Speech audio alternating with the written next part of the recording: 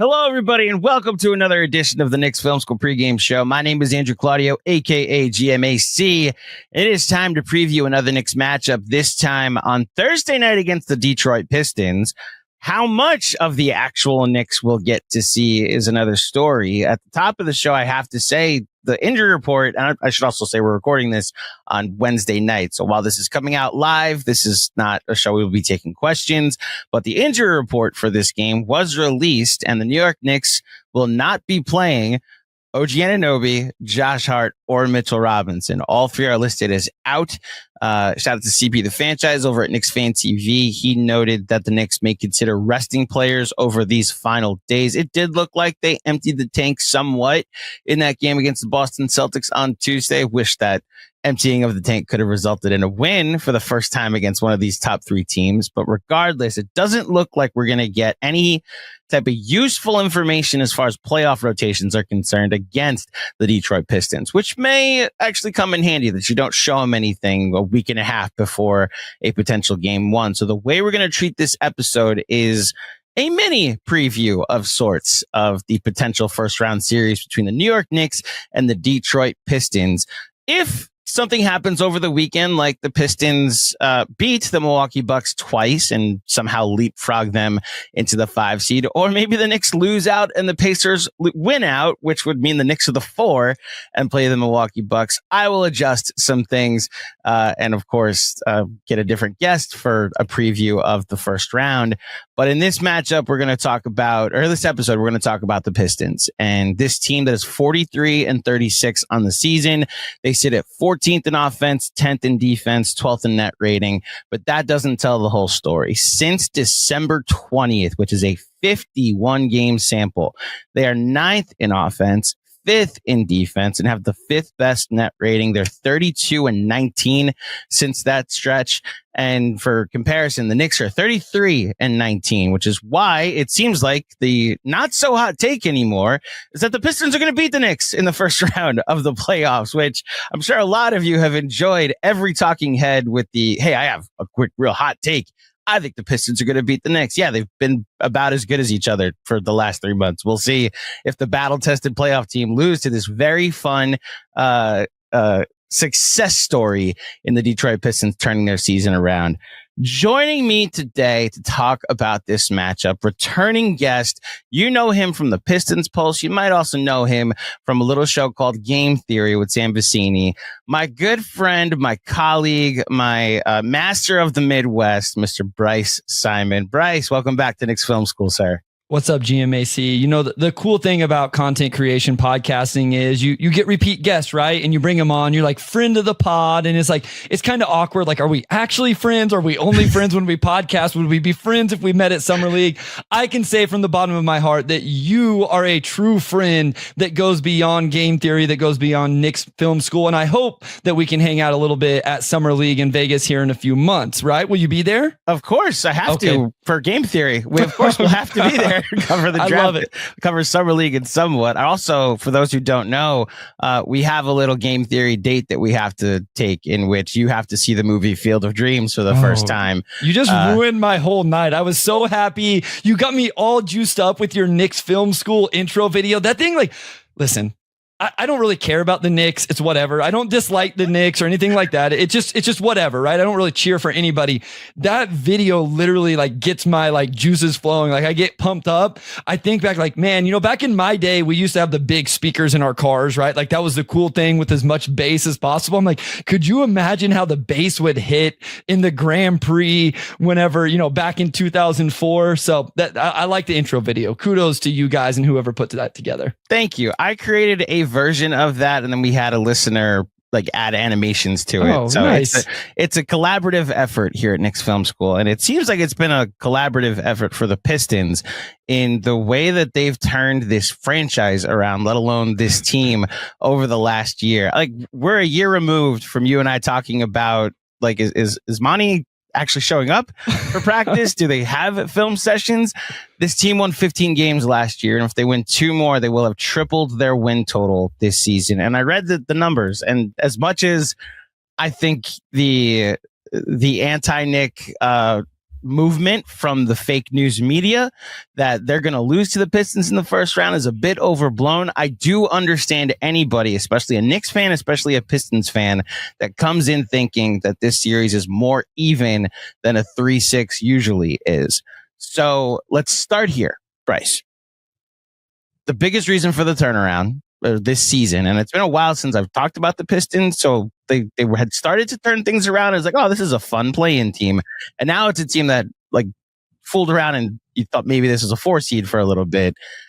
Is it just as simple as Cade? Is it just as simple as Bickerstaff taking over and providing some adults in the room? The actual adults that got added to the team, and Tobias and Malik Beasley and Hardaway, like, if you could summarize what's been the biggest reason for this Pistons turnaround, how would you put it? Yeah, real quick, I don't mean to like correct something, but they only won 14 games last year, which means they have actually tripled. Congrats to the Pistons. Never mind. So it's the Wizards that won 15 last year. 14 wins, tripled the win total. So listen, I would give, if somebody asked me like, what is the main reason, I would still give Cade Cunningham. I will go like, whenever you ask like kind of overarching, the vibes are just different. And I think fans sometimes hate like the word culture because it can mean a lot of different things, right? And it's a little bit of a buzzword and a coach speak and stuff like that. Listen, I've watched every second of this team for 5 years now. I've never seen the bench interact the way the bench interacts with each other. Guys celebrate successes for each other. Guys have each other's backs for each other in all sorts of situations, in celebrations, in physical altercations, to be quite frank. And it's just a really interesting mix of players of, hey, I got your back. I'm kind of the physical enforcer. You know, Isaiah Stewart is a guy I kind of protect in terms of a basketball value because I think he's been so undervalued by Pistons fans, and now the national pundits and media is like, oh, all he does is fight. Like, no, actually, he protects the rim as good as anybody in the league. If you want to know, actually, he does it. The field goal percentage defense says so, and it's in limited minutes, and he's not going to be all NBA defense and all of that. I understand his role, but it just really is all of those things working together. Even adding somebody like Ron Holland, where if you go look at the box score, GMAC, nobody's going to come away impressed. He's not going to make an all rookie team, but his energy, his confidence, his attitude fits the team really well. And so I think Trajan Langdon gets a lot of love for just putting together and constructing a well-rounded roster, and JB coaching it. I will also say those national pundits that are saying the Pistons are going to upset the Knicks, some of them didn't even know who was on the Pistons or anything like that very recently and didn't think they were fun to watch. So I think it's just the clickbait thing to say.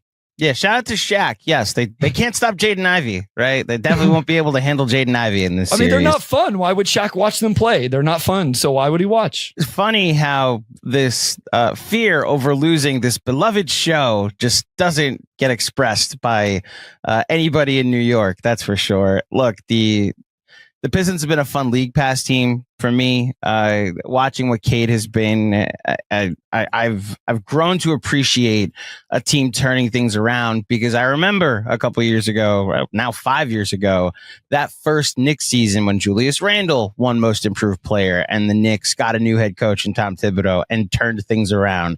And while that first round loss to the Hawks was annoying, and I'm tired of hearing about it because the Knicks have largely owned Trae Young in his career, I understand that like the playoffs are what matters, but I also look back on that season fondly.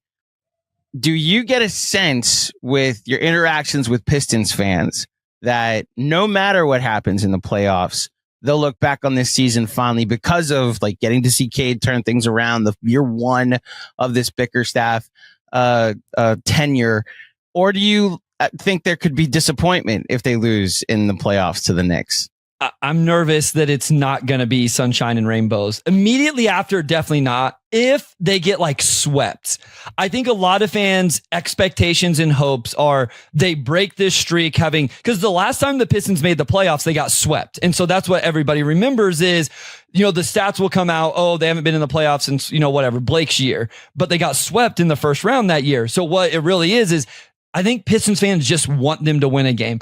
I think if they win a game at LCA, it'll be okay. Or honestly, like my thing is, if Cade goes into the Garden and drops 47 and 8 in a win, like, what else could you want from a team that only won 14 games last year? He's going to be second team All NBA. They're going to have a Coach of the Year nomination. They're going to have a Sixth Man of the Year nomination. They have a young group that's really interesting.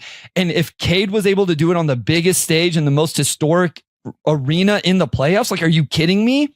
I think there would still be some fans who are moving the goalposts, but in general, I think the fear and the only real long-lasting disappointment GMAC is if they got swept. And I actually think it would hurt more if it was by the Pacers than the Knicks. If they get swept by the Knicks, I don't think that'll hurt as much as if they got swept by the Pacers because of the little rivalry that's been created there. I think that would leave a pretty sour taste in Pistons fans' mouths. Does that rivalry exist now? Like, there's the Malice at the Palace rivalry and those Pacers-Pistons rivalries from the early 2000s that exist. But has it been rekindled at all in the current versions? It's been a little chippy this year because I like to remind Pistons fans that Malik Beasley shimmies in front of people all the time, and I'm about it. Like, talk your ish. Like, I'm cool with it. But then, like, Halliburton hit a big shot and shimmied back at him, and it's like, okay, well, if you're going to shimmy at people, they're going to shimmy back at you, you know? And I'm sure people do Tyrese's little running, whatever skip thing that he does. And so there seems to be a dislike for each other. And the pace of the games is really fun. So I think that would bother Pistons. You know, obviously it's a division team, so that adds to it as well. So there's a little bit of a rekindle, which is going to happen now that they actually win games and are competitive, right? You can rekindle rivalries whenever you actually win every once in a while. We recognize that when the Knicks Heat rivalry got brought back for a year, when the Knicks were good and the Heat were good. And it's like, oh, wow, I hate the Miami Heat again. I haven't felt this way except for 1 year in the early 2010s when Carmelo was on the Knicks and LeBron was on the Heat. And then obviously the late 90s when I became a Knicks fan and wanted everything bad to happen to that franchise down in South Florida. So I get that. And there's never really been a Knicks Pistons rivalry. Now, I say this understanding that the playoffs change anything. Bryce, believe it or not, I went into last year's playoffs having nothing against the Philadelphia 76ers. They hadn't played the Knicks since 1990. It runs deep for you now, too. I mean, I've heard you express this hate recently. I now am enjoying so much this 4-29 stretch, understanding it's intentional. And even then, I see their name pop up in the losers column, and it's like, oh, a city of losers continues to lose. Yes, I understand what happened in the Super Bowl. I didn't mean to bring that up because I know that hurts you more than it hurts me. But as far as I'm concerned, football doesn't exist, especially here in New York. Well, you must love the game theory then, because we gave the Knicks a lot of love for good contracts on the most recent episode. And spoiler alert, on Friday or whenever we end up recording the worst contracts, there might be a couple Sixers on there. I will say, well, so the best thing was the worst moves of the offseason last year when not only did Paul, I guess I'm spoiling it a little bit, not only did Paul George get number 2, but then it was recalibrated that, no, this is actually number 1. And then it was added in to be Joel Embiid and Paul George was the worst. It was the worst case of podcasting ever, because we went 5, 4, 3, 2. Oh, no, this is 1. And then we're going to make it to 1. And then we went back to 2 to end the episode. And I'm like, well, I whatever. If you haven't yet, please check out the Game Theory YouTube channel where Bryce and Sam Vicini went over the top 5-ish and top 5-ish best moves of last offseason, top 5-ish worst moves of last offseason. I will say, Knicks fans, the Mikal Bridges trade is on there from the Nets perspective, which it made the best moves. It did not make the worst moves. Yes, from that perspective. Yeah. We may agree. I will just say that here in New York with how tumultuous the Mikal Bridges year has gone, but obviously the playoffs can change some things. I say all of this because I understand the desperation that Pistons fans and maybe even the team will feel to get this streak over. And for those who don't know, the Pistons have not won a playoff game since 2008, I believe. Yeah. It was game 2 of either game 2 or game 3 of the conference finals against the Boston Celtics. Yeah, it was game 3 against the Boston Celtics in 2000. They took a 2-1 lead over the Kevin Garnett, Ray Allen, Paul Pierce team that first year that the Celtics eventually won the title, and they haven't won a playoff game since. And I understand. I'm correct on that, right? That's how long the streak has been? Yeah, that's what it looks. I was looking it up. So 18-19 was the Blake year. They got swept by the Bucks. What I didn't give context to was 15-16. They also made the playoffs, got swept by the Cavs. That's Stan Van Gundy. Yeah. 08-09, they made the playoffs, got swept by the Cavs in the first round as well. So then, yeah, it looks like the Celtics, whether it's game 3 or game 4, depending on which order this goes. Yeah, looks like game. Yeah. Yeah, so they went up, the Celtics went up 1-0, and then the Pistons won the next 2 games, because that was, I believe, the 6th consecutive year that the Pistons have made the conference finals. And so game 4 of the conference finals was their last time. Oh, so the Celtics did go up 2-1, and then the Pistons tied it. Correct. So okay. Yep. Okay. And then so tied it 2-2, and then Boston won the next 2. Yep. So that's the last time the Pistons won a playoff game. So I understand if it will. I mean, earlier this year they hadn't won in Madison Square Garden in a long time. And they won like a random Saturday night game where Karl-Anthony Towns didn't play. And to the Knicks, it was, all right, Cat didn't play. Cade went off. It's a game. Malik Beasley didn't miss. It was one of those games that just happens. And I remember seeing the Pistons reaction, and maybe even a good Substack. You might have had your Substack by then, talking about how significant this was for a young Pistons team to accomplish that.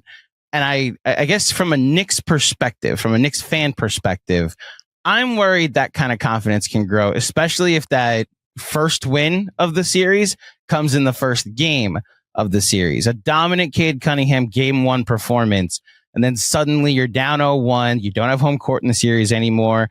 A lot of people kind of think you're frauds anyway. And how will you respond? So that's my initial first fear as far as the momentum being built. As we start to transition and talk about the series, I mean, you're one of the better X's and O minds that I get to listen to and talk to. What's the thing about the Knicks that scares you the most, that you think the Pistons will struggle with the most? What would that be? Yeah, I just want to say, like, if I have any confidence the Pistons could pull the upset, it would be exactly what you said. For what it's worth, is like the Knicks kind of overlooked them. Detroit comes in on the road. They're not afraid of the moment. Cade has a big game. Malik Lee, like Tim Hardaway Jr.'s had some like random, like just crazy, honestly stretches of games, but stretches within a game. So like, who knows? Okay. X's and O's. This is the fun part. Mm-hmm. Here's why I want the Pistons to play the Knicks, because I think you get the most data collection from that series from the players I want the most data collection on, which is Jalen Duren, Asar Thompson, Cade Cunningham. I want to know about those guys more than anybody else in a playoff setting. And I think they all have really interesting matchups on different ends of the floor. So where could the Knicks really crush the Pistons? Karl-Anthony Towns. Because you know what Detroit really struggles with? Stretch bigs, or a big that can stretch the floor. And then when you close out of control, Cat is definitely capable of attacking that closeout, getting to the rim in a straight line and finishing. Jalen Duren has improved defensively, GMAC. But I want to see him, and he's going to get a stretch big in the first round of the playoffs, whether it's Cat or Miles Turner. So we're going to get this data. Second thing, I think Asar Thompson is the prototype of a good Jalen Brunson defender. Would you agree? Like long, athletic. Like I think maybe he could give Brunson trouble because of his length. Is that fair? It's a Thompson twin thing. Like his brother gave him a ton of problems the first time they played. Now I will say, and this is where I think Thibodeau actually plays a big role in this series. The second time the Knicks played the Rockets this year, it was the first time they played without Anunoby for 3 quarters. It was kind of back and forth. The Rockets had the lead. And it's because Tibbs was playing Precious Achiuwa at the 4, and teams were hiding their center on Josh Hart, and then that just hiding their center on Achiuwa, and then he went to Deuce McBride in that spot, and the floor just opened up. Bryce, they scored 47 points in that 4th quarter, and Brunson went off, and he put basically a men on an island. And I wonder if we get some of that spacing in this series, force Duren to guard Cat to create the advantages that you're talking about with the stretch 5, and then conversely also potentially putting Asar on an island against Brunson, which is why I think lineup decisions will matter a lot in this series. 100%. And my worry for Asar is he can get in foul trouble. We've seen it a lot. And if he gets in foul trouble, who's your next matchup? Like Dennis Schroeder has been a good addition for the Pistons at the deadline. Again, like if you trust me in my eyes, I'm telling you beyond the box score numbers, which they are not great for Dennis Schroeder in Detroit, he's given them what they need in terms of a table setter. And he's a pretty decent point of attack defender, but I don't think against Jalen Brunson. Like Brunson's just going to bully him. And then on the other end, and this is where I have fun talking about the Knicks, I'm not here to like hate on Mikal Bridges. I think Cade would cook Mikal Bridges throughout a series. If I'm Tom Thibodeau, I put OG on Cade and I just let him be so physical against Cade throughout an entire series. And then you know what I do? I put Deuce on him and completely change the matchup and put like that quickness, a little bit of disruption, all of that. And I would just keep Cade off guard. The one thing I would worry about for the Knicks, how good are they going to be putting 2 on Cade? Like, this is one thing I've thought about. I think when I think of Indiana defensively, it's a little bit more run around, length, energy, that type of stuff, where if they double Cade, then they can scramble behind it. I would worry about the Knicks putting 2 on Cade, especially if one of those two isn't Brunson or Cat, and now those two guys are trying to scramble in behind it. So that's one maybe advantage or maybe strategic thing where how do you feel about that? Would the Knicks be successful putting 2 on Cade? I guess is my question. I'd love to see it because they barely double this year. In the games that they do, it's for specific players that they want to double and then recover quickly. And they play a lot of drop or have played a lot of drop. Now, sure. We've been calling for them to switch a lot more, which we saw a lot in the Celtics game. I've wondered if Tibbs is just kind of waiting to find the right matchup, if that's more of just a playoff thing, that once you get in the playoffs, I'm going to be less conservative about my defensive schemes. When they have gone to certain games where they've switched, it's been their most effective. So I would, this is where having Josh out on the floor does help, because I imagine that in games where they double, it's because the pick and roll is happening and you're bringing whoever Cat is guarding into the action. And then Cat is now far away from the rim. So that's what I would do is if the Knicks started to put 2 on Cade, I would bring Hart or Bridges to the action and force them to be, along with OG, the 2 on the ball. And then now I'm passing out of it and I'm forcing Cat, Brunson, plus one of those guys to be the scramble guys behind it. So that's one thing I've just wondered about. On the other end, here's what you talk about saving stuff for the playoffs, GMAC. Mm-hmm. One thing teams have done consistently is just get Asar switched off their best player. They just bring somebody into action and they get Beasley on him or THJ, or I think Cade's a solid defender, but he's expending a lot of energy in other areas of the floor. I'm fascinated to see in a series like this, if Tibbs just went to, okay, we're going to bring Josh Hart into the screen and we're going to force you to switch Tim Hardaway Jr. onto Brunson. Does Detroit have the hedge, recover, navigate, stay home in their game to keep Asar on Brunson, or are the Knicks just going to be able to switch him off anytime they want? So it's interesting you said Tim Hardaway Jr. because Josh Hart hasn't been guarded by another wing in that's true. That's weeks fair. And months. So that's an interesting matchup to me, is that if Bickerstaff decides we'll put Tim Hardaway Jr. or Tobias Harris. So he would have to, right? Because in our matchups, if Asar was on Brunson and Duran was on Cat. So let me stop you there. You think they'll guard Cat with a center? I mean, what teams have been doing is putting their center on Josh Hart, because he's effectively been a non-shooter for 3 months. And then pick your wing as guarding Cat. And then so they would put Tobias on Cat, which would leave Cade on. And so like, that's where I think it gets a little sketchy for the Pistons, right? Like that leaves Cade on OG, right? Yeah. And then THJ on Bridges.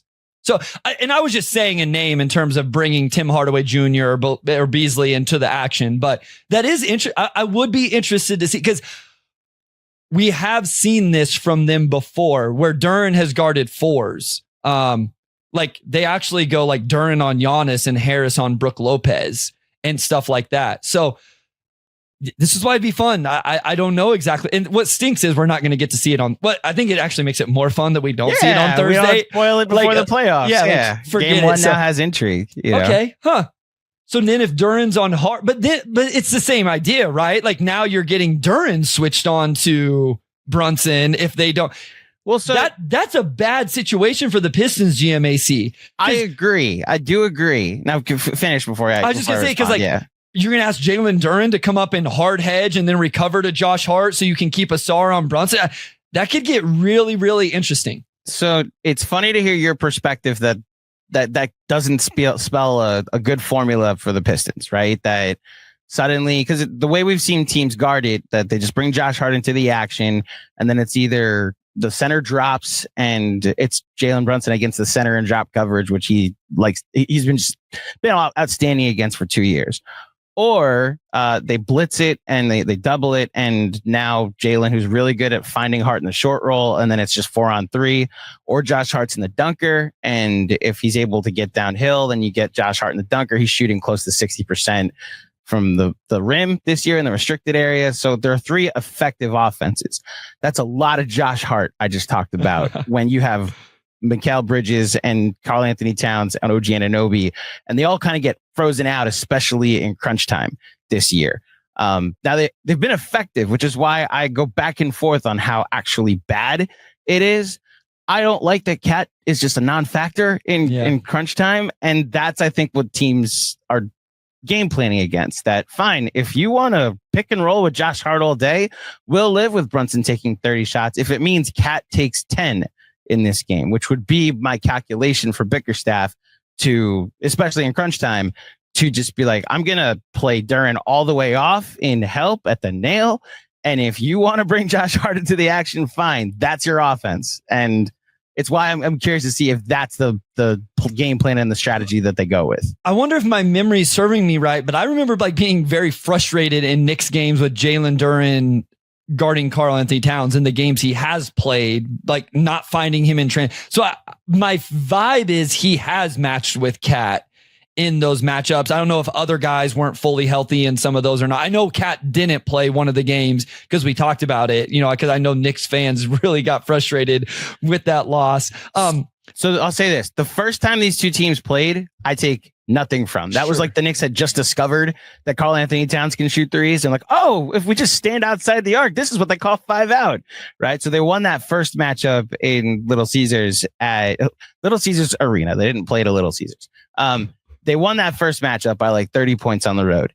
The second one, Cat didn't play. The third one, Malik Beasley didn't miss, but that was a game where Cat did play well, and I believe they did guard him with Duren. Yeah, so I'm more specifically talking about the last 2 months of how every team has guarded everybody else has played it. Yeah. So that December 7th game was the game that he didn't play, and then they played on January 13th. It looks like. Yeah. 1 by 5. I was just kind of checking my notes again, and my first note is Duren with a big time opportunity going up against Cat. So immediately gives up a foul, closing out hard to Cat, leaving his feet, which put him behind trying to defend the drive. He can't defend him off the bounce. So in a situation where you mentioned Isaiah Stewart, and look, I enjoy the joke that every highlight you see of him, he doesn't have a basketball, but I also do understand how effective he is as a center, especially a backup center. He was a guy I was interested in this offseason when the Knicks were looking for a center after Hartenstein left, and they went with Karl-Anthony Towns instead. So obviously they went a different direction. Makes sense. Yeah, but I do understand how effective he is. If he is the center that ends up playing important minutes in the series, then you can just switch everything, right? I mean, listen, I was kind of joking earlier, but I've been a big defender of Stu because literally I've spent a lot of nights defending him in my DMs against Pistons fans. Now, in fairness to them, it was when they were trying out this Isaiah Stewart at the 4 stuff and all of that. And I was like, they suck. It doesn't matter. This is experimentation time. This is my point then is playing out now. Because you know what you can't do this year? Experiment as much as you want because you're actually winning games. When you sucked and you were trying to lose, that was the time to see, Can he do this? Like, people don't realize he was a top 5 recruit coming out of high school. Like, this was a dude that just has fallen into a role that it's not like the most skilled thing. I think he's really good defensively. Like, he's not all NBA level defense, but like, he's a very good defender. It is the rim protection, GMAC, but it is also, it would be interesting to just say, hey, we're just going to switch all of this. You want to bring whoever, like, however the matchups end up, you want to put him in the ball screen with Brunson. We're going to switch and we're going to see if he can hold up or not. And he moves better than you would think for this quote unquote enforcer, big, strong, whatever. And I think I've always said his most value would come out in the playoffs, and I'm excited to see if that ends up being true or not. Yeah. Yeah. Look, the entire Pistons rotation is just such a different calculation from where they were the first time the Knicks played the Pistons, the second time, and obviously now the third time. So us getting to see nothing really in this matchup makes it so much more fun. It does for game 1 of this series that hopefully the Knicks end up playing against the Pistons, because we just broke it down in a way that made me very intrigued by a potential Knicks Pistons matchup. I do have just a quick question about awards. Okay. And I want you to power rank what you think means the most to the fan base. Is it most improved player, 6th man of the year, coach of the year? And I guess if you want to throw in what all NBA team Cade ends up on, like, what do you think Pistons fans want the most for this year? And just real quick for the candidates: most improved player, Cade Cunningham; 6th man of the year, Malik Beasley; coach of the year, JB Bickerstaff. Yeah. So let's throw out all NBA, because I think that's the answer. Having this team, I remember the year Jeremy Grant came and there was like a super outside chance he might be an all-star. And it was like, hey, this is really cool to talk about maybe an all-star. So the fact Cade made all-star, the fact he was on Slam magazine today and all of that stuff, I think that is huge for the fan base. And he's going to make all NBA. I don't even think it's a question. Like, I actually would be, not even because I'm cover the Pistons, I'd be kind of frustrated if he doesn't. I just think that would be crazy. But I think he will. I would say coach of the year. I think coach of the year, Malik has been awesome, but I don't know that Malik, it's his first year in Detroit, right? And we don't even know if he's going to be there next year. That was a 1-year, $6 million deal. And like, who knows what next year is going to be. I hope people realize he's having a truly historic 3-point shooting season. And that's not hyperbole. Malik Beasley made 300 threes this season. Not many people have done that. Now, 2 people are doing it this year because Anthony Edwards is also doing it. Steph's done it like 1 billion times, but doesn't count. Steph is the best shooter to ever live. Truly historic 3-point shooting season for Malik Beasley. I don't want Cade to win most improved player, but like, that's just kind of my thing. Like, he's going to be all NBA. I don't need him to win most improved. I think coach of the year would be cool. And I think part of it would be like, hey, Kenny Atkinson is supposed to be the guy to win it. The Cavs in the division. We get one up on the Cavs, even though it's like an award. But I think it would mean a lot to the fan base if JB got it. I think that would be the one. I have a tough time parsing out the 3 main, and maybe it's even 4 main coach of the year candidates, because Ime Udoka he definitely deserves. They're second in a loaded West, GMAC. Yeah. He is Dagnall the other one you were? Yeah, Dagnall and Bickerstaff, and then obviously Dagnall, Bickerstaff, Atkinson, and Udoka. I have no idea. And like, I went through this Tibbs first year where Monty Williams and the Suns were running away with a 1 seed in a loaded West, and the Knicks were projected to win 21 games by Vegas, and then with Julius Randle and this ragtag bunch of people that everybody thought was going to be a 21-win team, the Knicks end up being the 4 seed that year. So I never know what is the more impressive coaching job. The bad team becomes a good team, or the good team becomes a great team. That's where I struggle as well, GMAC, because I often argue that jump from good to great to elite to best player in the NBA, whatever it is, those 5% jumps, 2% jumps when you're already in the 90th, 95th percentile, I don't think people always appreciate how difficult those are. And so because of that, I do want to give Kenny a lot of credit. The one thing I will say about JB, because a lot of people will be like, well, Monty just had an all-time coaching catastrophe last year. True. Do you know how hard it is to pick up from an all-time coaching catastrophe last season? Do you know how bad the vibes were? Do you know how bad the culture was? Do you know how bad the habits were from a bunch of young players? Like, that's the most impressive thing that JB did. it's not even the wins. Like, I don't even know what their record is. I stopped counting once they locked in a playoff seed. It's the defensive rating. Like, if you want to point to JB deserves coach of the year, it's the defensive rating, because they have what I would consider 2+ defenders on that team. And it's Asar Thompson and it's Isaiah Stewart. I don't think you could go down the rest of the roster and anybody would outwardly say, oh yeah, that's a plus defender. That's a plus defender. That Tim Hardaway Jr. and Malik Beasley were considered negative defenders and probably still are. And they have a top 10 defensive rating. And as you mentioned, top 5 since December 20th. And at one point it was first since January 1st. I don't know if it still is at this point, but that's the number that I think is perhaps the most impressive, is what he's done on the defensive end with this collection of players. So last question, and it's really more, I like to turn the pot over at one point to see if you have any questions about the Knicks big picture or this season. So by all means, do you have any Knicks thoughts or questions, Bryce? Where are we at defensively? We've talked about this so much, right? Like, we know Brunson, we know Cat are not positive defenders. We've had the Mikal Bridges conversation. Is my guy OG Anunoby going to get the primary assignment all playoffs long? Is he not? Is he going to hold up? Has Bridges gotten better? You know, like, where is the defense? So as far as where the defense is, so then Jalen Brunson went out on March 6th, came back on April 6th. Do you have any idea where the Knicks are right now for defensive rating? I don't want to do this, because if it got way better, I'm going to be real sad, because it's the funniest thing about this season that the Knicks were struggling with, like, getting out of the bottom 10 for their defensive rating for the year. They are 13th in defensive rating at the moment. It's because for a month, Tibbs went back to Tibbs ball, and they had a bottom 10 offense, or a bottom 11 offense technically, and a top 5 defense. And it made their defense jump all the way to 13th. And their offense only dropped to 5th. Yeah. So they're going to have the exact same statistical profile from a net rating, offensive and defensive rating, as the 2023 Denver Nuggets that everybody said at the beginning of the year. That's the model the Knicks are trying to emulate: a really good offense and okay league average defense. To how effective it actually will be in the playoffs.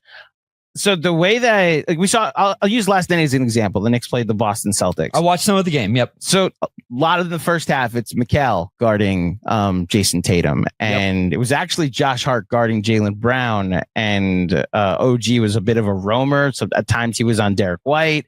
Cat obviously just forgot that Kristaps Porzingis is a stretch 5, probably because the way that. In fairness, he's pulling up from the logo. Yes. Say, like, I'm not here to like defend Cat, but a few of those are like, come on. Yes, a few of those. He took 13 and made 8. Like, I'm allowed to be upset at the trailing ones that I know they game plan for Cat to take.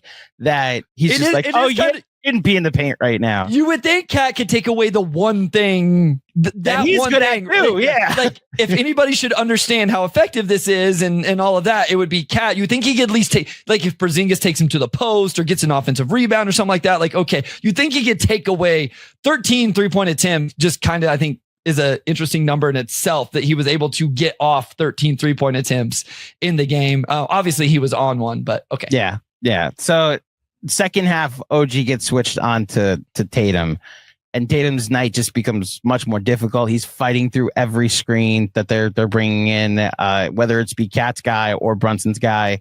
And he made, I would imagine it's the exact same thing if he gets switched on to Cade at a certain point. I'm sure you've noticed this. OG Anunoby's also taken on a much more impactful role offensively. I mean, yeah. I mean, he looks like he's been playing really well on that end also, right? So for that stretch without Jalen Brunson, that a lot of Knicks fans thought they discovered something. They played a lot of bad defenses, but in that stretch, OG Anunoby did, just as the kids would say, he went off. Like, there was a 19-game stretch where he averaged 23 a game. There was an 11-game stretch where he averaged 28 a game on like 56, 46, 91 splits.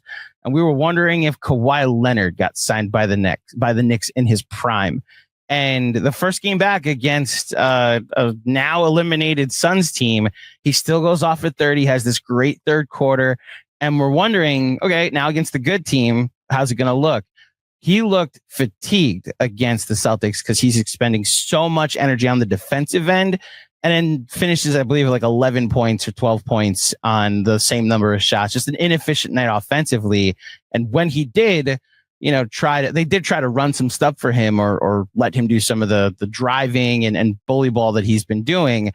It's been a little more difficult. I wonder if against a defense like the Pistons, that is just, it's not even that they're bad, they're just not the Celtics, how effective he'll be as an offensive option, when also adding in defensively.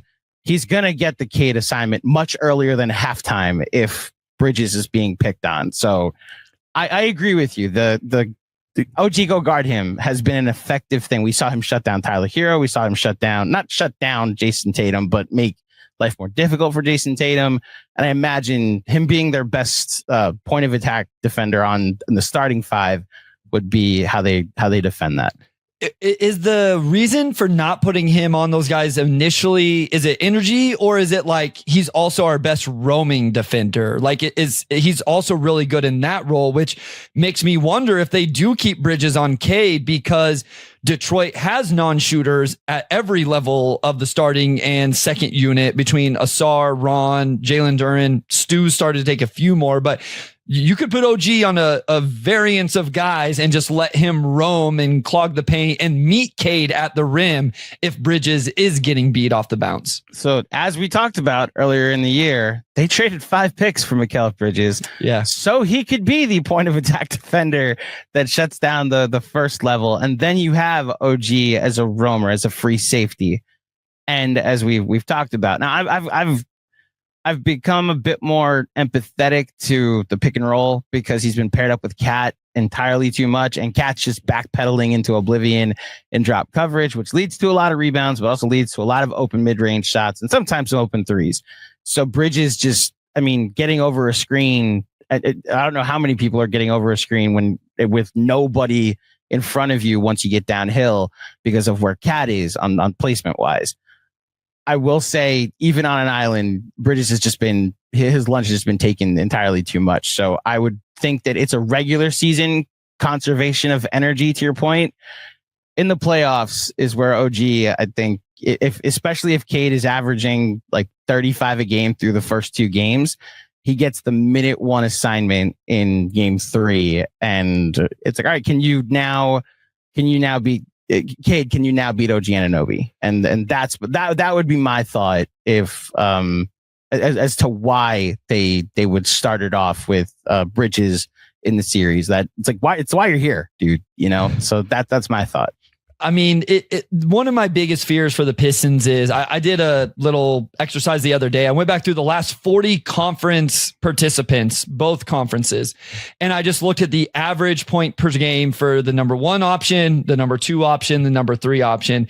I think what we're going to find with the Pistons is they're just lacking that number 2 option so much. And I just feel like in a playoff series, whether it's Mikal, whether it's OG, I would assume a Tom Thibodeau coach staff and team can scheme to slow down a Cade Cunningham when there is no real second option, at least not consistently, right? Sometimes it's Tobias, sometimes it's Malik, sometimes it's Tim Hardaway Jr.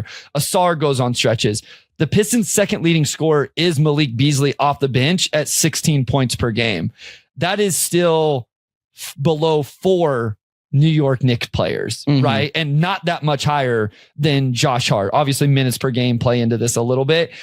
That's where I'm worried for Detroit on the offensive end, and where I think a Knicks defense can probably schematically just say, Cade, we're going to hold you to 23 on 18 shots, and we don't think you have a number 2, number 3 option to score with our number 1, number 2, number 3, number 4 options. So 2 years ago, we saw the best case scenario and the worst case scenario of them doing exactly that. In that the Cavs series they played in that first round against Cleveland, Donovan Mitchell was horrible, but they built their shell, and like they largely won that game because of offensive rebounding. But like on defense, they built the shell that Mitchell just wasn't able to get to the rim.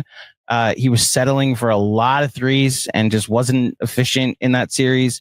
and the Knicks end up winning that series in 5. And it was basically like, if Garland goes off, then that's how we'll lose this series. But we don't trust your third, and my goodness, we don't trust your fifth option. Like Isaac Okoro just got sent to the corner, and he was their best option in defending Brunson, and he got played off the floor. So that, I think, is the scenario where, if you're looking at this series, is the best case, that they basically build their shell so that way Cade doesn't go off. And then if you say Malik Beasley and his points per game, his points per game against the Knicks is a little different. He's 13 for his last 18 from 3 against the Knicks, including 7 for 9 at Madison Square Garden. But I could see, option 4 and 5 potentially not being as effective. The negative version of that, or the less optimistic version of that strategy, is what we saw in the next series against the Miami Heat, where a hobbled Jimmy Butler kept getting doubled all series, and every Heat culture role player hit every big shot. Gabe Vincent, Max Strus, Caleb Martin, Haywood Highsmith. Like, Tyler Hero wasn't in the series, and it still felt like no matter what, the Heat are going to find ways to get points from other people besides Jimmy Butler, who didn't have a great series, because the Tibbs just like, we're doubling Jimmy. Like, we are going to double Jimmy and play 4-on-3. And obviously the Heat ended up winning that series in 6. So that's the inverse, is that the guys that you're saying beat you, they beat you, so I'd be worried about. Which there are the names, to your point. We've talked about him. Malik, like I said, has had a historic 3-point shooting season. Tim Hardaway Jr., I mean, he's at 37% on 6 attempts. It's no slouch. Tobias, like, if he got hot, Fontecchio's been awful from 3 all year, but maybe he gets it going. So there are some names that could potentially do it. But to your point, hey, Isaac Okoro, go stand in the corner, we're not going to guard you.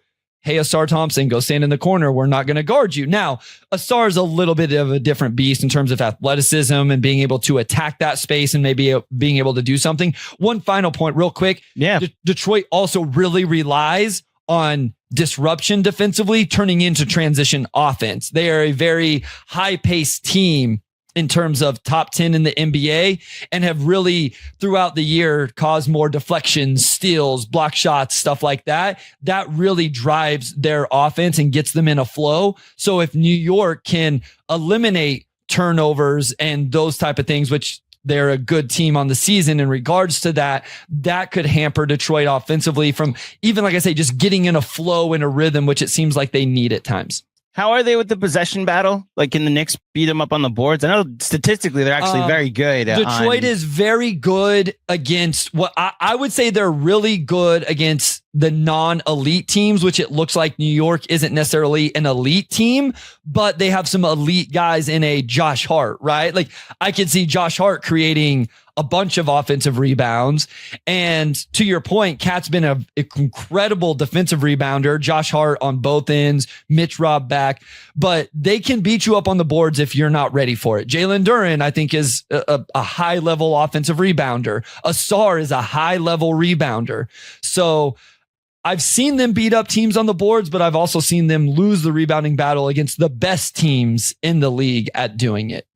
Yeah. Well, we will see if this is the 3-6. Hopefully. How all of this plays out. Look, the Knicks need to win one more game to lock up the 3-6. And one of those games will probably be against the Cavs team with nothing to play for and a Nets team trying to lose. So, we'll see what happens. Hopefully Detroit holds up its end of the bargain. That too. The Pistons would have to lose one more, I believe. It's a little bit complex because they play the Bucks, but I think essentially with them 2 back, they obviously if they won all 3, there's a chance. Like, it's a little bit dicey. But so you hinted at the rivalry, the Pacers and the Pistons. Do you think Pistons fans want to play the Knicks? If they want to, that's fine. I think Pistons fans think they have a better chance of beating the Knicks. Yeah, I would too. The Pacers are really good. And the Knicks, I mean, everybody in the national media is saying that the Pistons are going to win that series. Yeah, please do. Who's the best player in a Knicks Pistons series? Jalen Brunson. Who's the best player in a Pacers Pistons series? I would say Tyrese Halliburton, but I think it's closer. Okay. That to me is why you would rather play the Indiana Pacers. But this is a personal philosophy of you have a better chance of winning a series when you can say you have the best player in the series. The other thing is, who's the second best player in a Pistons Knicks series? Karl-Anthony Towns. Who's the third? Cade Cunningham. Who's the fourth? Then, OG. Yeah, Who's OG the Anunoby. Mikal Bridges. Who's the, you know what I mean? Yeah. sorry, Mikal. Sorry. In a Pacer series, okay, I'll give you Hallie. It's Hallie, Cade, and Pascal are 1, 2, and 3. Whatever order people want to go, right? I would put Cade above Tyrese at least this season, but I know Tyrese is playing really, really well right now. Probably Turner 4, but then I think all of a sudden I think you get to Pistons players quicker, with all due respect to an Andrew Nembhard and an Aaron Nesmith and stuff like that. Talent wins out a lot of times. I also think it would be interesting, but I want the Knicks because here's the other thing. Like my guy Laz Jackson has made this comment. You want to play on NBA TV at whatever, or do you want ESPN primetime game? Right? Yeah, they'll get the Saturday night ABC game if it's the Knicks. Whereas you're right, they're probably on NBA TV for game 2. And I'm not taking shots at the Pacers. I agree with you. They're good. I don't want to play that team because they're scrappy and Tyrese has kind of figured it out and all of that. And I would love, because then maybe I get Caitlin Cooper to come on the pod and talk X's and O's with her. So it's win-win for me. I don't care. I do think Madison Square Garden would be cool. So, well, we'll see if we get it. I assume we will. The season's been very weird across the board, and that's not including the Luka trade. Also, we'll wrap up here. The thing we have in common, Bryce, or had before this year where we might meet in the playoffs, is that we traded Quentin Grimes to the Pistons, and then the Pistons also traded Quentin Grimes, and now he's averaging 30 a game on a team that's 4-29 in their last 33 games. I told Sam, if Quentin Grimes signs for the MLE, I'm gonna be pissed, because the only reason I could figure out that dude kept getting traded was because he was gonna ask for too much money, and everybody just oh, you know what? He's good. Mm-hmm. You can't tell me it's a league built around wanting 3-and-D wings and he's not valuable in some way. So the only explanation I had was, oh, he's wanting $25 million a year. And I was like, okay, well, I get it. But if he signs for something completely reasonable, I'm going to kind of be frustrated. I've heard he wants Devin Vassell money, which is a bit too rich for my blood. But to your point, and I heard the same things with the Knicks, that he was frustrated. He lost his starting job. Then when the Knicks made the Quickly and RJ Barrett for OG trade, it was all right, we gave you a role. You're going to be 20 to 25 minutes off the bench. And Tibbs was actually, Deuce McBride is going to be the 20 to 25 minute guy. You're going to play closer to 15. And then agents got involved and Grimes was traded to Detroit. I think he's in the perfect spot to enter free agency because he went to a team that just let him take shots and get buckets and not worry a single iota about winning, so we'll see what he ends up signing for. Quick question. More surprising, Luka above all, but was it the Taylor Jenkins firing or the Michael Malone, Calvin Booth firing? So what's funny is I expected the Malone thing. The Jenkins firing made sense once you heard all the reasoning. Yeah. Especially when you add in the summer in which they gutted his entire coaching staff. Yep. I had heard about the blood feud between Malone and Calvin Booth, which is why I kind of expected, especially as things were going south for after the season, there could be a change in Denver. I didn't expect for Kroenke to just be no, you guys are both annoying. Get out of here. I'm going to reset the entire thing. We're going into the playoffs. That's how I imagine it too. As a teacher, you get these kids that are arguing. It's you know what? Both of you can go to the office. Right. You're both out of here. I don't care if you're right and you're wrong. You're both driving me crazy. You're both. And that's what I imagine happened here was all right, you guys can't get along, then you can both leave and we'll redo it. So it just doing it with 4 games left. And here's what I'm nervous, because I actually think I would do this for the awards. if they fall into the play-in, I don't think I have an argument for Jokic to win MVP. And you've been looking for one for a while, and he's probably and that's the justification for doing it. No, maybe that he's having this season, and we're gonna fall into the play-in. No, there you go. Maybe that is the reason. They're like, hey, there's so much discontent in that organization, and he still put up the numbers he put up. So what stinks is they both are more than deserving. Like it's incredible. I don't want to argue against either one, but yeah. Well, it is, as I said, Wednesday night, and you are about 4 or 5 days away from giving your official awards picks on the Game Theory podcast. My least favorite thing to do. So this is actually where we'll end. When we updated earlier in the year, and you asked for some advice on which Nick I should advise you to put on. Okay, hold on, real quick. Context. Yeah. At the time, I was considering team stuff a little too much, and was struggling with 2 Knicks being on All NBA when I wasn't going to have 2 Cavs or something like that. And so essentially I had at that time had made up my mind. I was only going to put 1 New York Knick. Eventually I got it correct and had both, but okay, go ahead. But I like everybody having different criteria. Yeah. I don't like everybody thinking the same. So I was like, okay, based off of your criteria at the time. So at the time, and this, I believe, was December. It was the first one we did, I think. So Knicks fans will remember where we were at that point in the season. My advice was like, well, if you're going to, at this point in the season, pick a Knick, it's probably Karl-Anthony Towns, because the Knicks are good at one thing, and it's 5-out offense, and it's being created by Karl-Anthony Towns. Since then, things have changed, and Jalen Brunson is the best clutch player in the NBA. But as I mentioned, they also improved their defense like 12 spots while Jalen Brunson was out.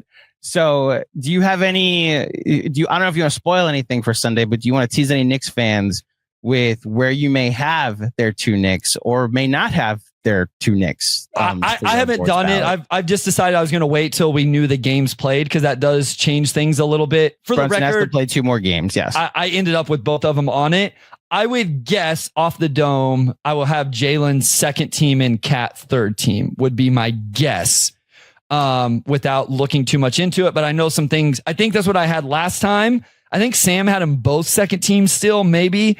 I think I would have, that's where I would guess I end up. I'm just trying to think, I'll probably have Donovan first team. I am kind of defaulting to the winning for that 5th spot. I don't love it, but Cade, I think Steph has still had an incredible season. So I'll probably still have Steph's second team, just because I love his game.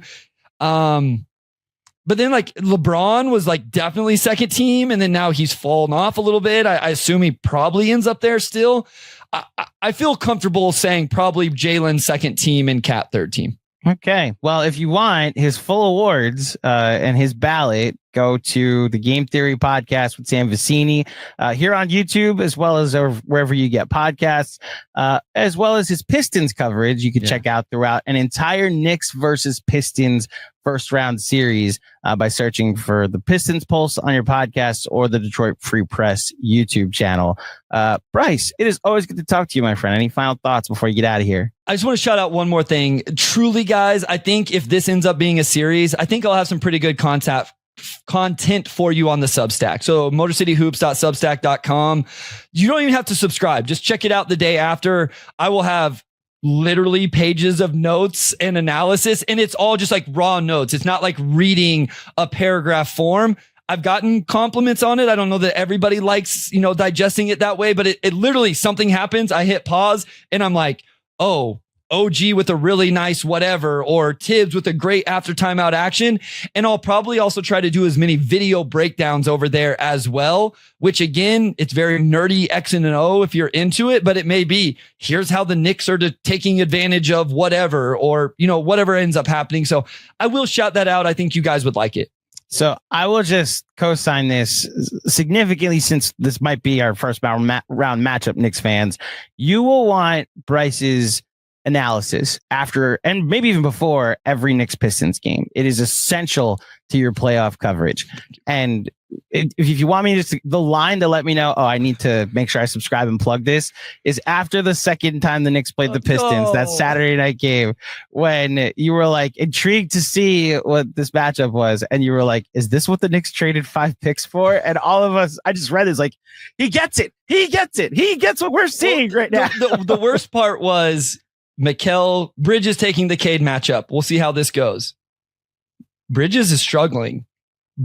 Cade beats Bridges again. And then it was Bridges can't guard him. Yeah. And then this is what they traded 5 first-round picks, including one that used to be owned by the Detroit Pistons. That's right. So the Pistons pick ended up in the Cat trade, technically. So they did trade a lot of picks this summer. It did. Okay. The Bucks pick. They actually had some good draft capital. That's what I meant. Summer. I meant the Bucks pick. That's what I meant. Right. That's right. So the Bucks pick used to be owned by the Pistons. You're saying. Jeremy Grant was traded to Portland. They got the Bucks pick in that trade, which was then used to get Jalen Duren and all of that. And then you guys used it in the Mikal trade. And I just kind of put it all together because I was counting up all the Nets first round picks this year, and that was one of them. There you go. I was talking about how it actually ended up higher than I would have ever guessed, because right now it's like in the late teens, which I never would have guessed. When the Pistons owned it, none of us ever thought it was going to be anything, higher than the 20s. So Brooklyn, is going to end up with it in a pretty decent year. Shout out to my guy Mensa. He had been saying for years that Bucks pick is going to be valuable because it's only top 5 protected. Giannis is only getting older. Then Giannis, the Bucks traded for Dame, and we thought, okay, no, that's the 27th pick. And lo and behold, it's the year after the Knicks traded, it ends up being in the teens, to your point. So. Yep. Funny how those things end up working out. Yes, it is. Bryce, it is always good to see you. It's always good to talk to you. I hope we get to talk a lot more, maybe even on your podcast throughout a first round series. GMAC will be on the Pistons Pulse. You can book it if this series happens. Hell yeah. Bryce, thank you so much for joining me. And thank you to everybody for joining me for another edition of the Knicks Film School pregame show. Potentially the last one of the regular season. I may try to get one on for the Nets game. It'd be good to wrap up this season of Mikal Bridges talking to a Nets fan and how their season of all these future picks has felt. But stay tuned for a programming note on that. Obviously, we have our event on Friday night, in which Iman Shumpert will be at Torches NYC on 12 East 42nd Street, across the street from T Squared Social. He'll be introducing his new cannabis brand, TSA approved. We'll be there doing some media with him. John will be sitting down for an interview. You might get to take a picture with him. He's also coming over to our watch party when the Knicks play the Cavaliers afterwards. Who knows who's going to play in that game? They may need Iman Shumpert to suit up since he'll be just a few blocks away.